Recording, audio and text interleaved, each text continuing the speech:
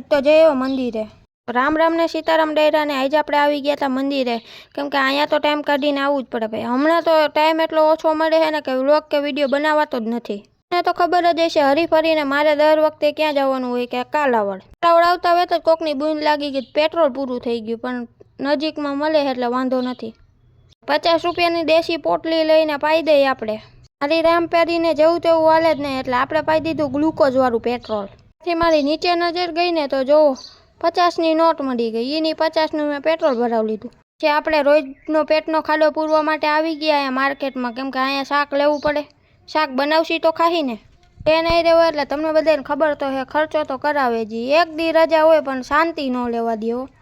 એક ને મોટા મોટા 2 જબલા ભરાય એટલું લેવરાયું મારી પાસે પાછું પોતે કંઈ ન પડે મન દઈ દે બધું વગર ને પાણીપુરી વગર તો એને હાવ જરા કંઈ ન હાલે